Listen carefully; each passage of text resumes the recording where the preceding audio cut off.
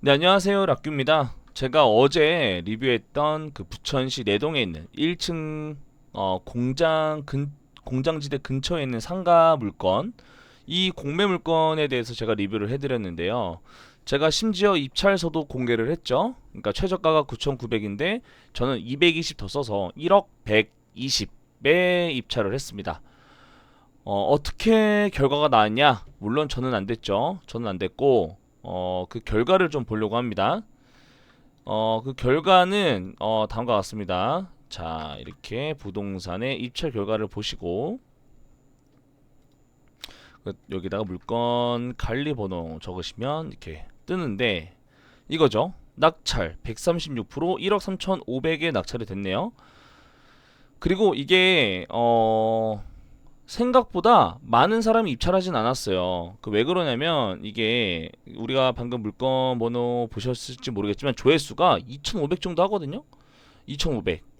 2,000 거의 600이죠. 2,600인데 한 10명 한 거면 많지 않은 거라고 생각을 해요. 저는 8명 했으니까 많지 않지만 저는 꼴찌에서 2등 했네요. 전혀 아주 택도 없는 금액이었죠. 하지만 이게 제가 이 지난 영상에도 말씀을 드렸다시피 일반 매매로 했을 때 1억에 팔라는 이 조건을 마음에 들지 않으셨던 그 소유주께서 1억 한 2천원에 팔면 내가 팔겠다 이런 마인드로 공매를 내놓으셨다고 제가 비하인드 스토리를 들었어요.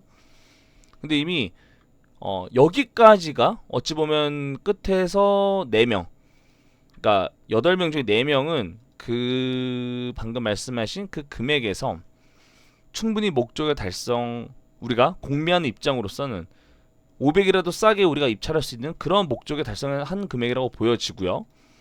나머지 낙찰받은 상위 4등까지는 우리가 일반 매매로도 살 수 있는 금액 이상으로 사셨다. 물론 이게 제가 알기로 이게 당장은 살 수 없었을 수도 있겠지만 제가 알기로 그 문구점 사장님께서 이랬어요.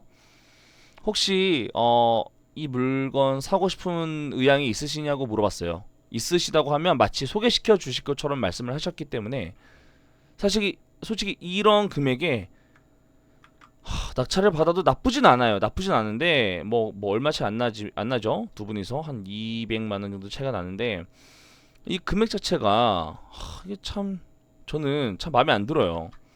왜냐면 제가 생각했던 금액 자체가 22%인데 일단 이거 자체도 뭐 크죠? 월세를 70이라고 가정을 했을 때 그러면 그래도 40만 원 남죠. 40만 원 남아서 나쁘지 않아요. 수익률 자체는 나쁘지 않아요. 14%면 나쁘지 않은데 우리가 1억 3,500을 쓰고 대출 1억 800 받았어요. 그래서 우리 자본 2,700 들었고 이자가 연 350, 6만 9천 원 정도. 그러니까 한 달에 한 30만 원 정도 나가는데 등취득세는 한 620 정도 나가겠죠. 4.6%니까. 그 월세를 570 받으면 월 순수익은 한 40여만 원. 연 순수익 480만 원 정도 되겠습니다. 그렇기 때문에 수익률은 14%가 되겠고요. 초기 투자 비용은 한 3,400만 원 정도 되겠습니다. 그래서 보증금 500만 원을 제외하면 대략 수익률은 14%에서 16%가 되겠죠. 이거 자체도 소액으로 할 수 있는 투자 금액은 맞아요.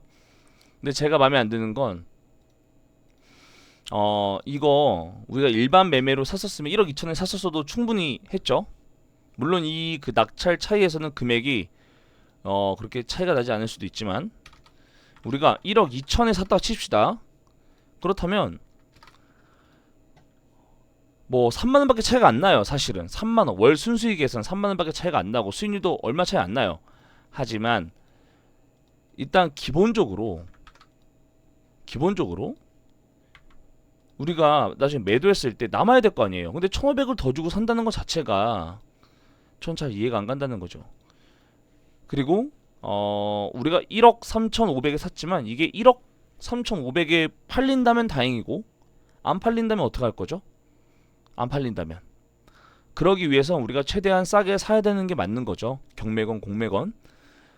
하지만 우리는 지금 상위 사실 여기까지도 괜찮아요. 근데 솔직히 욕심 같아서는 여기 다 제하고 여기 안에서 낙찰이 됐어야죠. 그러니까 저는 이 금액 자체가 너무 좀 아쉽다. 왜냐면 이럴 줄 알았으면 일반 매매로 1억 2천 주고 살 걸 그랬다.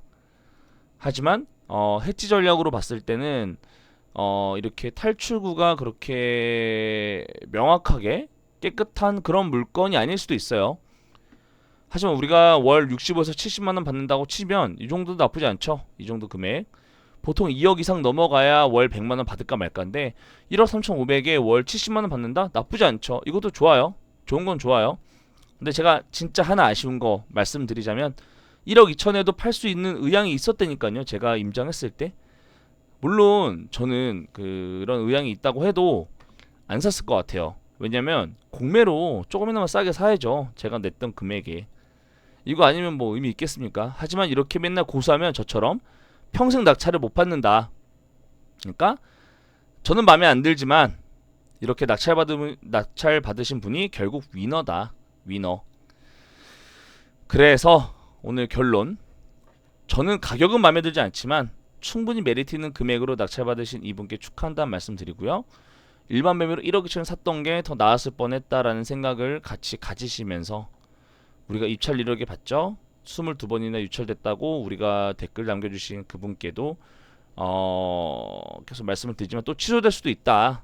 또 나중에 또 나올 수 있는 그런 물건이다. 하지만 지금 현 상황으로는 낙찰이 됐고 좀 아쉬운 금액에 낙찰이 됐다는 게 좀 아쉽죠. 네. 그래서 우리는 이렇게 공매 물건 좀 자주 봐야 돼요. 근데 사실 공매 물건도 메리트가 없는 것 같아요. 점점.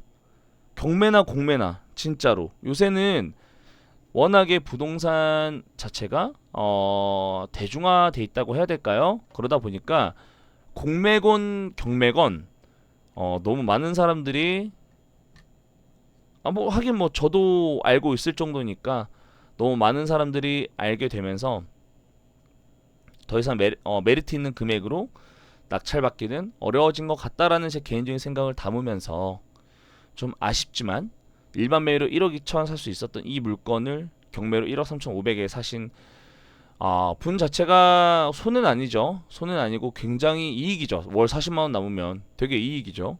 이익이긴 한데 좀 아쉽다라는 이 마음을 전하면서 이 영상을 마무리하도록 하겠습니다. 감사합니다.